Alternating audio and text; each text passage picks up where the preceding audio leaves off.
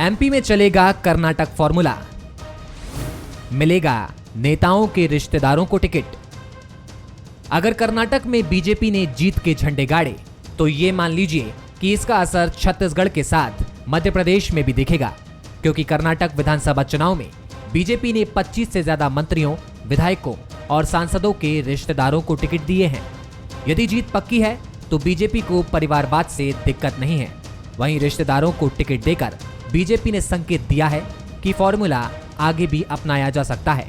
तो क्या कर्नाटक के नतीजे ये तय कर देंगे कि मध्य प्रदेश और छत्तीसगढ़ के चुनाव में बीजेपी इस फॉर्मूले पर आगे बढ़ेगी या नहीं?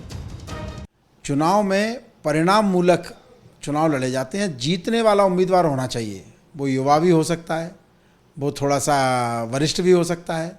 युवाओं की ऊर्जा और वरिष्ठों का अनुभव दोनों की आवश्यकता भारतीय जनता पार्टी को महसूस होती है और तदनुसार भारतीय जनता पार्टी निर्णय करती है। भले ही फैसला बीजेपी की परिवारवाद पर राजनीतिक लाइन से विपरीत रहा हो, लेकिन जानकार इसे दक्षिणी राज्य में बीजेपी की जीत की ओर एक मजबूत कदम मान रहे हैं, क्योंकि कर्नाटक में बीजेपी ने जिन नेताओं के रिश्तेदारों को टिकट दिए हैं उनमें पूर्व सीएम बीएस येदियुरप्पा के बेटे वीवाई विजेंद्र, पूर्व सीएम एस बंगारप्पा के बेटे कुमार बंगारप्पा, पर्यटन मंत्री आनंद सिंह के बेटे सिद्धार्थ सिंह, कोप्पल सांसद कराडी संगन्ना की बहू मंजुला अमरेश, गुलबर्गा सांसद उमेश जाधव के बेटे अविनाश जाधव समेत कई मंत्रियों के रिश्तेदारों का नाम शामिल है।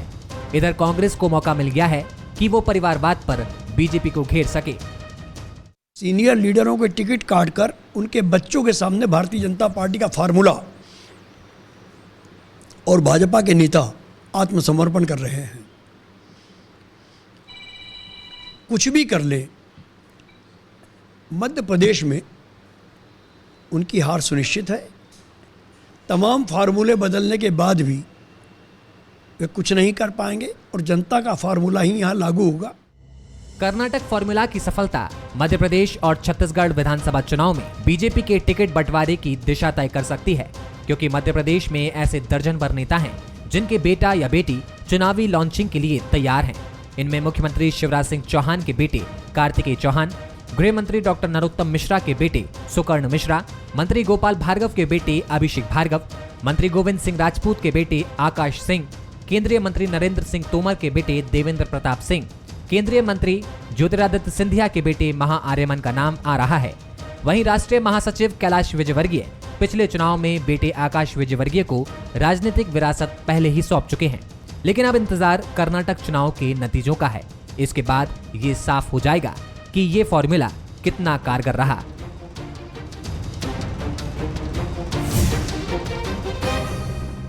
बंसल न्यूज के सवाल नंबर 1, क्या कर्नाटक फॉर्मूले का असर मध्य प्रदेश और छत्तीसगढ़ में दिखेगा?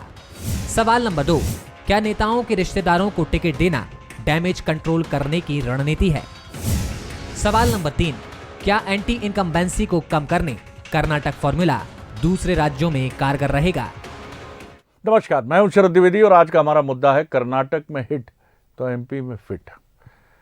कर्नाटक में बीजेपी ने कई वरिष्ठ नेताओं को साफ तौर पर ये संकेत देकर चुनावी राजनीति से किनारे हो जाने के लिए कहा कि अब आपकी उम्र हो चुकी है और काफ़ी समय भी हो गया है जब आप सक्रिय राजनीति में रहते हुए महत्वपूर्ण पदों पर रहे हैं और अब आप किनारे हो जाइए।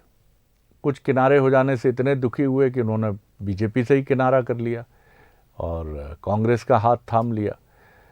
और कुछ लोग अपने असंतोष को दबाकर ये कहते नजर आए कि साहब हम अब न चुनाव प्रचार करेंगे न इस चुनाव में सक्रिय तौर पर भाग लेंगे। लेकिन बीजेपी एक ऐसी पार्टी है जिसके पास अभी भी कुछ ऐसी चीज़ें हैं जो उसको अलग खड़ा करती हैं, ये तो मानना पड़ेगा। राजनीतिक दलों की जो अनिवार्य चुनौतियां होती हैं, जिनको आप बुराइयां भी कहते हैं, उससे बीजेपी भी अछूती नहीं है, बेहिचक ये कहा जा सकता है। लेकिन फिर भी बीजेपी अलग है। अलग क्यों है?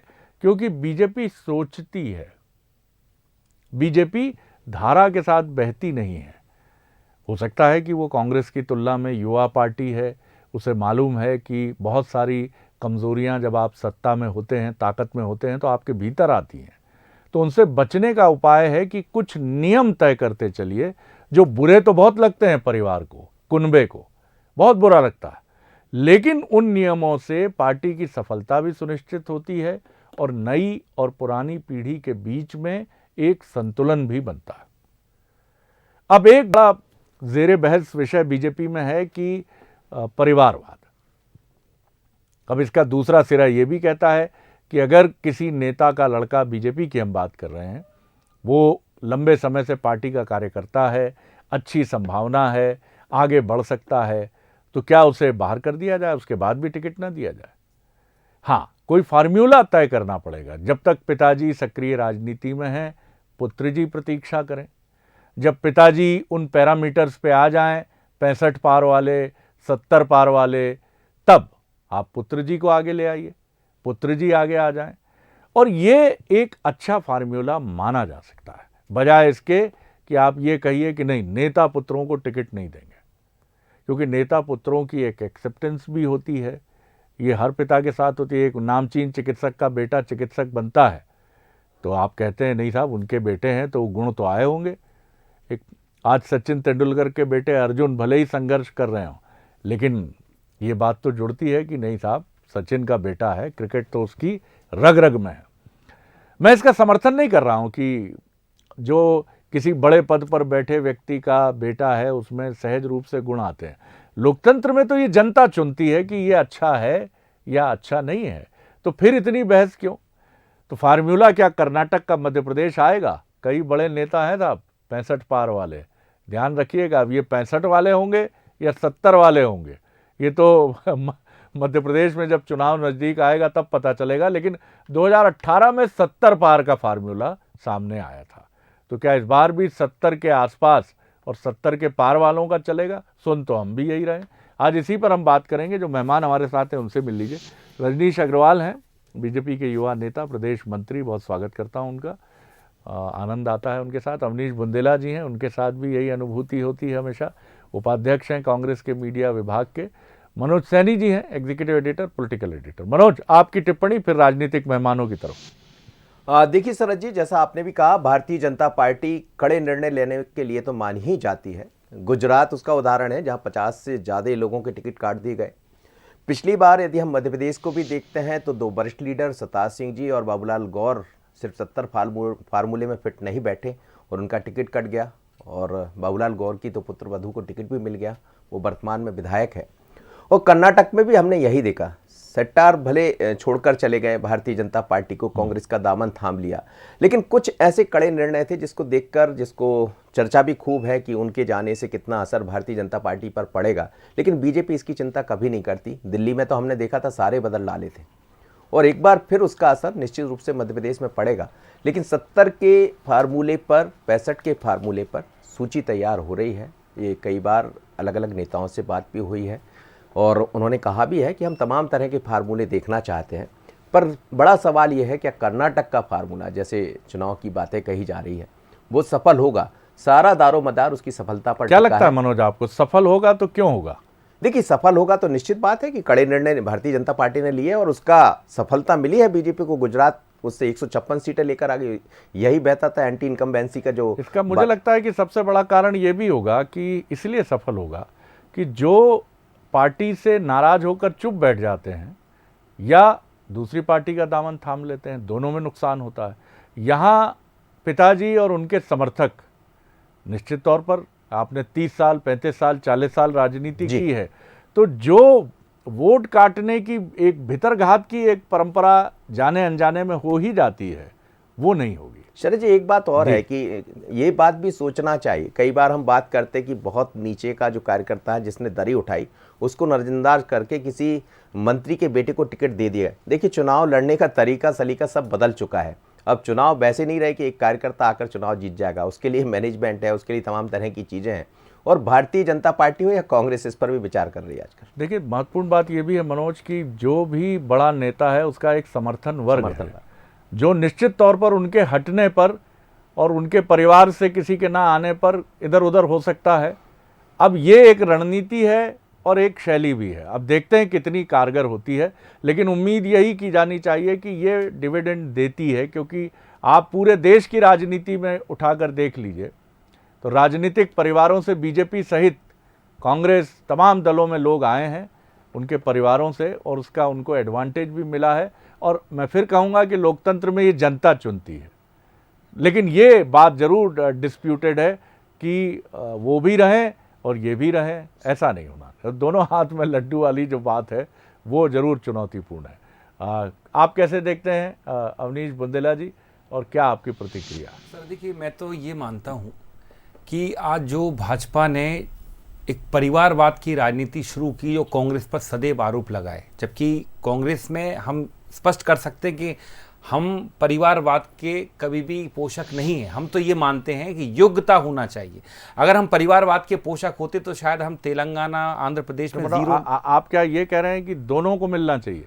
सर मेरे कहने का तात्पर्य ये है सर कि सबसे पहले एक संस्था जो होती है, संस्था राजनीतिक दल जो होता है, ऑर्गेनाइजेशन जो होती है, वो अपने कुछ सिद्धांतों पर चलती है, और जो कंपनी होती है वो हमेशा ये सोचती है कि मेरा प्रॉफिट कम नहीं होना चाहिए। तो मैं ये मानता हूँ कि आज भाजपा अपने सिद्धांत हट चुकी है, वो एक कंपनी बन चुकी, प्रोफेशनल कंपनी बन चुकी, सिर्फ उनको जीत से मतलब है।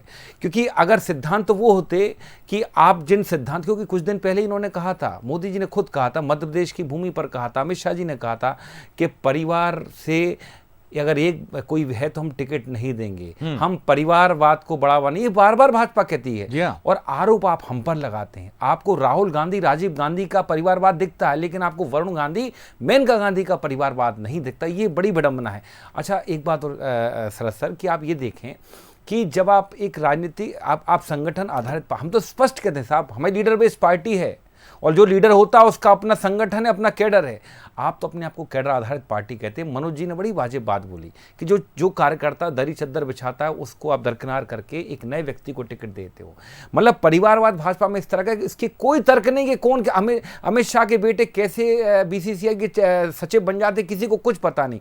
मतलब एक मैच खेलते हैं अपने अनुराग ठाकुर जी, और उनको कहते हैं ना प्रथम श्रेणी का दर्जा मिल जाता, बाद में जाके बीसीसीआई चीफ बनते हैं। ये बड़ी विडंबना। मतलब यहाँ की जो स्थिति शरद जी, उनका आप तर्क वितर्क नहीं कर सकते, क्योंकि इनको सर्वाधिकार प्राप्त हैं। लेकिन हाँ, राहुल गांधी परिवारवाद का उदाहरण, लेकिन हाँ, राजनाथ सिंह के बेटे हों, चाहे कैलाश विजयवर्गीय के बेटे हों, वो परिवारवाद। लेकिन मैं सर जी इस बीच में एक पॉजिटिव बात भी कहूंगा। मध्य प्रदेश में भाजपा के एक दो नेताओं पुत्रों को मैं मानता हूं वो योग्य हैं। ठीक है, किसी राजनेता के बेटे हैं, चाहे मैं अभिषेक भार्गव की बात करूं या सिद्धार्थ मलैया की बात करूं, लेकिन उसी जगह कैलाश विजयवर्गीय के बेटे का भी नाम लेना होगा, जिनके बारे में मोदी जी ने भी एक तल्ख टिप्पणी की थी, उनके मैं माफ नहीं कर पाऊंगा, कई सारी चीजें, ये कार्रवाई होनी चाहिए। तो सर जी, ये परिवार बात है। आप देखें, अगर सिद्धांत वो होते हैं कि 196 सीटें लेकर आए थे राजीव गांधी 89 में, सरकार नहीं बनाई थी, ये सिद्धांत हैं।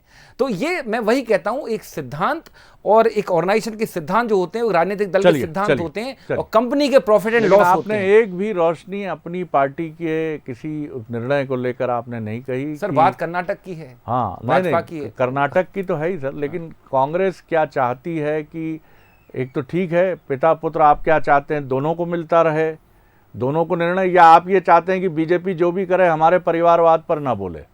आपकी बात से थोड़ा ये कंफ्यूजन बना रहा। बहरहाल रजनीश जी क्या कहते हैं सुन लेता हूं, फिर आपकी तरफ आऊंगा। जी रजनीश जी। देखिए, एक बात बहुत स्पष्ट है, भारतीय जनता पार्टी परिवारवाद, वंशवाद के पक्ष में नहीं है। आदरणीय प्रधानमंत्री नरेंद्र मोदी जी ने परिवारवाद को लेकर पिछले समय में जो वहां के कार्यकर्ताओं को संबोधित करते हुए कहा है, वो पब्लिक डोमेन में। हम वंशवाद के विरुद्ध थे, हैं और रहेंगे, व्यवहारिक रूप से भी, सैद्धांतिक तौर पर भी। हम इसमें कहीं किसी प्रकार का कोई समझौता करने वाले नहीं। मुझे लगता है विषय प्रवेश करते समय आपने सारी बात कह दी थी। मैं केवल अगर कहूंगा तो दोहराऊंगा कि एक परिवार से अगर कोई कार्यकर्ता काम करते करते लगता है कि चुनाव उसको लड़ाना चाहिए, एक परिवार से एक को, तो भारतीय जनता पार्टी विशुद्ध रूप से इस प्रकार का निर्णय लेती है। और कई बार कई अपवाद भी होते हैं, जो दोनों साथ काम करते करते अलग अलग धारा से पहले से लंबे समय से आ रहे हैं।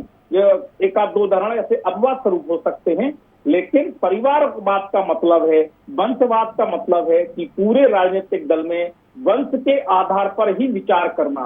जैसा कांग्रेस में है, पूरे सत्ता के सूत्र प्रभुता केवल एक परिवार के हाथ में है। समाजवादी पार्टी में पूरी प्रभुता एक पार्टी के हाथ में, मालिकाना हक मानो उसके पास में है। जैसे आरजेडी का, जैसे तेलंगाना का, ऐसे कई उदाहरण छोटे छोटे राजनीतिक दलों के तौर पर। हाँ, कम्युनिस्ट पार्टी में जरूर ये व्यवस्था नहीं रही है, जो कार्यकर्ता आधारित राजनीतिक दल हैं, इसलिए हमने कुछ परंपराएं विकसित की हैं, कुछ मूल्य विकसित किए हैं। और लोकतंत्र में चुनाव जीत के जो आ गया तो जनता की मोहर लग गई। हमने डायरेक्ट जो लोकतंत्र अपनाया है वो निश्चित तौर पर दल आधारित संसदीय लोकतंत्र अपनाया है। दल क्या स्वीकार करता है, दल क्या मूल्य स्थापित करता है, दल कौन सी परंपराएं बनाता है, ये बहुत महत्वपूर्ण हो जाती है। उसी के आधार पर आगे लोकतंत्र का सशक्तिकरण हो सकता है या लोकतंत्र को नव सामंतवाद के नाम से कमजोर भी किया जा सकता है। उदाहरण देश देख रहा है, देश झेल रहा है, देश भोग भी रहा है। और अगर लोकतंत्र को मजबूत करना है तो उसमें भागीदारी कितने ज्यादा लोगों की होगी, कितने ज्यादा लोगों को स्थान और सम्मान मिल पाएगा, ये बहुत जरूरी है। हमने जब जो अपने बुजुर्ग की और उसकी बात कही थी, रजत जयंती वर्ष मुंबई में मनाया था, 2005-6 का साल था और राष्ट्रीय अधिवेशन में उस समय आडवाणी जी राष्ट्रीय अध्यक्ष थे। उस समय भी हमने कहा था, घोष दिया था मंच से, और स्वयं आडवाणी जी ने दिया था, पुरानों को सम्मान, नए को स्थान। ये अगर हमें कार्यकर्ता आधारित राजनीतिक दल बना रहना है। और एक बात और, कोई भी, मैं बहुत जिम्मेदारी से कह रहा हूं, कोई भी कितना बड़ा भी नेता इस भारतीय जनता पार्टी में हो, कार्यकर्ता आधारित राजनीतिक दल की जो ये व्यवस्था है इसको नहीं बदल सकता, ये यथावत रहने वाली है। क्योंकि हम राजनीति में इसीलिए हैं क्योंकि हमें लोकतंत्र को इसी रूप में स्वीकार करके आगे बढ़ाना है और ये हमारी व्यवस्था है। मध्य प्रदेश में फार्मूला कर्नाटक का होगा कि गुजरात का होगा कि दिल्ली का होगा, 3-4 राज्यों के उदाहरण अभी बातचीत में आए। मध्य प्रदेश में फार्मूला मध्य प्रदेश का होगा।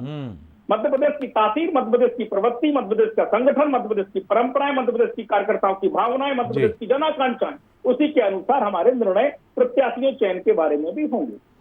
बिल्कुल इस बात से इत्तेफाक मनोज, लेकिन सबसे महत्वपूर्ण बात यह है कि बीजेपी प्रयोग करने से पीछे नहीं हटती है और ना हट रही है।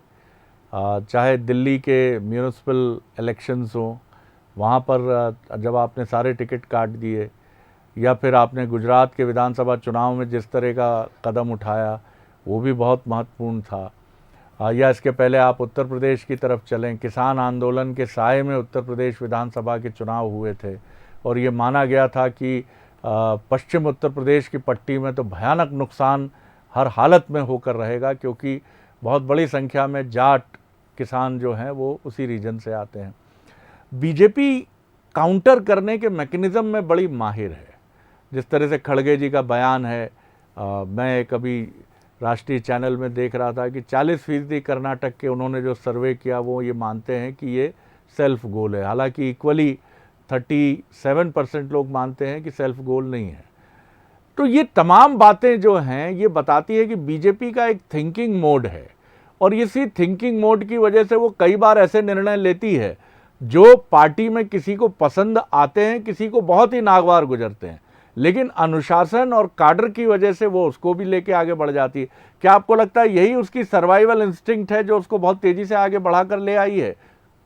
देखिए, संस्थान हो या कोई भी पार्टी हो, उसको कुछ कड़े निर्णय तो लेना ही होता है और कड़े निर्णय यदि आप ले रहे हैं तो उसका लाभ भी, नफ़ा भी है, नुकसान भी है, लेकिन नुकसान कम होता है क्योंकि जब आप किसी कड़े निर्णय की तरफ बढ़ते हैं तो फिर लोग कहते हैं, जैसे उदाहरण के लिए प्रधानमंत्री नरेंद्र मोदी कहते चाय वाला आदमी प्रधानमंत्री बन गया, शिवराज सिंह चौहान किसान के बेटे जो भारतीय जनता पार्टी लगातार कहती है वो बन गए, बीडी शर्मा एक बहुत गांव से निकले हुए व्यक्ति प्रदेश अध्यक्ष बन गया, किसी को नहीं पता था कि प्रदेश अध्यक्ष बनने वाले लेकिन बन गए। ऐसे तमाम तरह के उदाहरण भारतीय जनता पार्टी में मिल जाएंगे। इस बीच में हमने देखा कई जगह विरोध के स्वर भी देखने को मिले, तमाम तरह की बातें हुई, लेकिन बीजेपी कभी इससे चिंता नहीं करती। अमित शाह कुछ दिन पहले आए थे और उन्होंने इस बात का जिक्र भी किया था कि हम भैया चिंता करने नहीं आए हैं। नड्डा साहब ने भी कहा कि हम किसी 2 लोगों का उन्होंने जिक्र किया था कि मेरे पास ये कहा गया कि शायद मुझे लगता है दमोह की सीट का वो जिक्र कर रहे थे, मुझसे 2 बड़े नेता यहाँ मेरे बाजू में बैठे, उन्होंने कहा कि बड़ा नुकसान हो जाएगा। मैंने कहा नुकसान हो जाने दीजिए, पर ये नहीं चलेगा। तो बीजेपी निश्चित रूप से, और उसका लाभ भी, नुकसान हुआ दमोह में, पार्टी हारना पड़ा पार्टी को, लेकिन आप देखिए शरद जी, अब 2023 की तरफ जब बढ़ रहे हैं तो जयंत मलैया के बेटे सिद्धार्थ की वापसी हो जाती है। तो बीजेपी तमाम तरह की चीज़ों पर, नफा नुकसान दोनों पर काम करती है। जो लोग जीतने वाले हैं उनको तो टिकट दिया ही जाएगा, लेकिन बीजेपी अपने काडर को प्रभावित नहीं होने देगी, अनुशासन में रहेगी, ये दिखाई देता। पर कांग्रेस को कहीं ना ये होता है मनोज कि आप किसी को उसकी थ्रेटनिंग कॉल के आगे, मैं नहीं कहता कि किसने किया किसने नहीं किया, हम जानते नहीं, लेकिन किसी की थ्रेटनिंग कॉल के आगे आप स्वीकार कर लीजिए, चेतावनी के आगे कि हाँ हाँ नहीं, हम चिंतित हैं, आ जाइए। और एक वो है कि थोड़ा सा वो सारी चीज़ें आप न्यूट्रल कर दीजिए, मॉडरेट कर दीजिए, जिसको मुहावरे की भाषा में कहते हैं कसबल निकाल दीजिए। जी जी। और फिर उसके बाद कहिए कि ठीक है अब आ जाइए, लेकिन ठीक से रहिएगा, संतुलित रहिएगा, संयमित रहिएगा।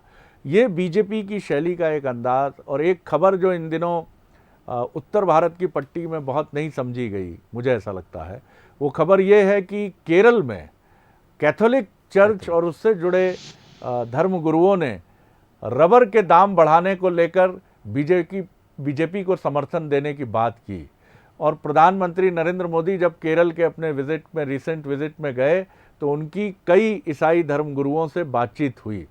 और मेरे पास इस बात की प्रामाणिक जानकारी है कि संघ जिस तरह से लंबे समय से मुस्लिम पर काम करने के लिए काम चली रहा है और बहुत गंभीरता से काम हुआ है, मेरे पास प्रामाणिक जानकारी है इस बात की कि ईसाई धर्म गुरुओं से संघ एक कंस्ट्रक्टिव संवाद, चुनावी संवाद नहीं, उसको लेकर निरंतर सक्रिय है। और उसका शायद ये पहला असर केरल में देखने को मिला है। मनोज जी, ये इसका मैं प्रामाणिक जानकारी के साथ बरबरार। अवनीश जी। जी सर, मैं तो ये मानता हूं कि कर्नाटक में बीजेपी कुछ भी कर ले, कर्नाटक के जो रुझान आ रहे हैं शरद जी, वो आप देखें कि आपका पूर्व मुख्यमंत्री और वर्तमान आपका प्रदेश अध्यक्ष शेट्टार जी पार्टी छोड़ जाते हैं। ये बताता है कहीं ना कहीं कि आपकी पार्टी में कितना गतिरोध है। 12 पूर्व विधायक और 6 आपके वर्तमान विधायक पार्टी छोड़ चुके हैं। और सबसे बड़ी बात जो बात हो रही है कर्नाटक का नाटक एमपी में, देखिए एमपी में तो कुछ नहीं चलने वाला है। एमपी में सिर्फ एक चीज़ चलेगी, कमलनाथ कमलनाथ कमलनाथ। क्योंकि यहाँ पर हम देख रहे हैं अक्सर कि यहाँ भारतीय जनता पार्टी में अंतर्द्वंद और उनका खुद का जो कहे ना नाटक सर जी, वो कुछ ज़्यादा है। वो आप देखेंगे वो 2023 में इस साल बड़ा अच्छा गुल खिलाएगा। उमा भारती जी हों, चाहे आपके त्रिपाठी जी हों जो विधायक हैं मैयर के, तो ऐसे कई सारे नेता आप अपने प्रतिद्वंदी की तथाकथित खामियों पर बहुत निर्भर कर रहे हैं कांग्रेस। देखिए राजनीति तो हमेशा इस पर है। देखिए हम में कमजोरी थी, भाजपा ने हमारी सरकार गिरा दी सिंधिया जी को ले जाकर। तो अपनी स्ट्रेंथ भी मजबूत आपकी है ही, और करिए मजबूत। सर जी हमारी स्ट्रेंथ, मैंने कहा ना कि यहाँ सिर्फ कमलनाथ जी चलेंगे। बाकी मैं स्पष्ट कर दूं, देखिए हम मुद्दा आधारित राजनीति करना जानते हैं कि मध्य प्रदेश में आज की तारीख में सबसे बड़ी समस्या है किसानों की समस्या है। आप देखें बेरोजगारी एक बहुत बड़ी समस्या है, खराब सड़कें, खराब इंफ्रास्ट्रक्चर एक बहुत बड़ी समस्या है। हम इन सब मुद्दों को लेकर, जैसे आप देखें महंगा एलपीजी गैस सिलेंडर, महंगा डीजल, हम इन सब मुद्दों को लेकर सर जी जनता के बीच में हैं। और हमें पूरा विश्वास है कि जनता हमको आशीर्वाद देगी। अगर आपने इतना अच्छा शासन चलाया होता कर्नाटक में भी, तो आज ये समस्या नहीं आती। क्योंकि कर्नाटक में बेसिकली आपकी सरकार बनी नहीं थी, आपने वहां भी सरकार गिरा विरा के जोड़ तोड़ करके बनाई। मध्य प्रदेश में भी आपने ये किया। सर जी आप आश्चर्य देखिं कि वर्तमान में इनके पास सिर्फ 2 बड़े राज्य हैं जिनमें इनका मुख्यमंत्री, गुजरात, उत्तर प्रदेश। हम मान रहे हैं सत्ता के शिखर पर बैठे, लेकिन फिर भी ये चूक कर रहे हैं कि धीरे धीरे धीरे कहीं ना कहीं इनका जो बेस है वो कहीं ना अंदर से पोला होता जा रहा है। लेकिन बुंदेला जी, दार्शनिक कहते हैं जो हाथ में है वही हाथ में है, बाकी सब ख्वाब है। अब वो तो आशा से आसमान है। चलिए रजनीश जी, आपने सुनी, आपके काबिल मित्र ने जो कहा वो भी सुना। बहरहाल किस तरह देखते हैं आप इन सारी चीजों को? जी देखिए, भारतीय जनता पार्टी अपनी पूरी तैयारी के साथ में कर्नाटक का चुनाव हो या इसके पहले राज्यों के चुनाव हो या आने वाले समय में जिन राज्यों के चुनाव जिसमें मध्य प्रदेश भी शामिल है, और हम अपनी पूरी विचारधारा के साथ में, मूल्यों के साथ में चुनाव में जा रहे हैं। विचारधारा से हमने समझौता नहीं किया, तो ना हम करने वाले स्थापित परंपरा। मैंने कहा है, बहुत बड़ी बात है कि इस पार्टी में वंशवाद, परिवारवाद को कोई भी कितना भी बड़ा नेता स्थापित नहीं कर सकता। एक कार्यकर्ता आधारित राजनीतिक दल था, है और रहने वाला है। अब इस पर जो आरोप प्रत्यारोप करना है करते रहे। वंश आधारित सोच समझ इस पार्टी में मालिकाना हक किसी परिवार का नहीं होने वाला, ना होगा।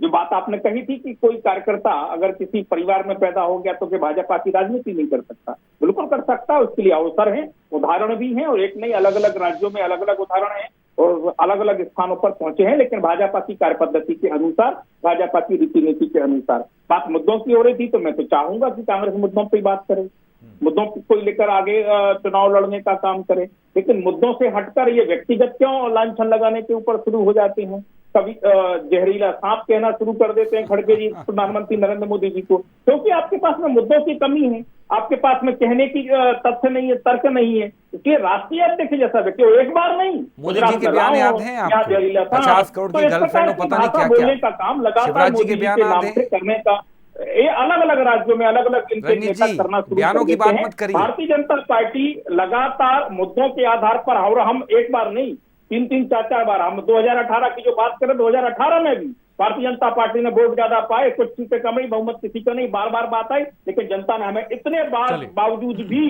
जी। स्वीकार करने का काम किया है। और इसीलिए मैं कहता हूं, भाजपा जैसी थी वैसी ही जनता स्वीकार करने वाली है। भाजपा में कोई बदलाव किसी प्रकार का नहीं आने वाला है। भाजपा अपनी रीति नीति के साथ चलेगी। ये उस समय की बात है शायद जब हमने राजनीति के बारे में पढ़ना शुरू ही किया था, और शायद ये धर्मयुग था कि जब हमने धर्मयुग में एक आलेख पढ़ा जिसमें बीजेपी के कुछ बड़े नेताओं के लिए, उस समय की ताकतवर नेता इंदिरा गांधी के लिए उन बीजेपी नेताओं का ऑफ द रिकॉर्ड ये कहना था कि इंदिरा जी पर हमले करना हमें बहुत नुकसान पहुंचाएगा, क्योंकि वो देश की जनता की मन की नेता हैं, और हम उनको लेकर अगर जितना कड़वा और जितना आलोचनात्मक बोलेंगे उतना उनकी ताकत और स्ट्रेंथ बढ़ेगी। नरेंद्र मोदी जी के लिए आज ये सच है, और इस सच को कांग्रेस को बेहिचक स्वीकार करना ही चाहिए। और निश्चित तौर पर आपको इंतजार करना चाहिए मुद्दों का। मुद्दे राजनीति में मिलते हैं, लेकिन अगर आप कीचड़ उछालने की राजनीति पर जाते हैं तो ये बूमरैंग करता है। और एक चीज़ और, जो कुछ समय पहले मैं दिल्ली में था, बीजेपी के एक बेहद बड़े थिंक टैंक राजनेता से मेरी बात हुई। उन्होंने कहा, शरद जी, अगर 2024 में, जिसकी हमें बहुत संभावना है कि हम ऐतिहासिक जनादेश हासिल करते हैं लोकसभा चुनाव में, तो आप देखेंगे पॉलिसी शिफ्ट हम नहीं कहते उसको, हमारी तैयारी बहुत लंबे समय से है। अल्पसंख्यकों को लेकर आप बीजेपी और संघ की जिन तथाकथित आप कहते हैं पॉलिसी शिफ्ट, वैसा कुछ नहीं, एक बड़ा आप परिवर्तन देखेंगे, क्योंकि बीजेपी अल्पसंख्यकों पर एक मजबूत रणनीति से काम कर रही है। इंद्रेश जी लंबे समय से मुस्लिम संगठनों और मुस्लिम मंच बनाकर कार्य कर रहे हैं। अब ये ईसाईयत का एक नया प्रकरण, जो लगता नया है लेकिन है इसके पीछे बहुत, पूर्वोत्तर में आप याद करिए जहां ईसाईयत का दबदबा है, वहां बीजेपी ने अपना परचम फहराया है। अब बारी दक्षिण की है। कर्नाटक बहुत कुछ तय करेगा बीजेपी के उत्साह का पैरामीटर। देखते हैं। शुभकामनाएं सभी दलों को हैं, बीजेपी को भी है, कांग्रेस को भी है। बहुत शुक्रिया रजनी जी, बहुत धन्यवाद बुंदेला साहब, बहुत धन्यवाद मनोज जी। आगे देखिए छत्तीसगढ़ आज का मुद्दा, बिरनपुर या सियासतपुर। नमस्कार।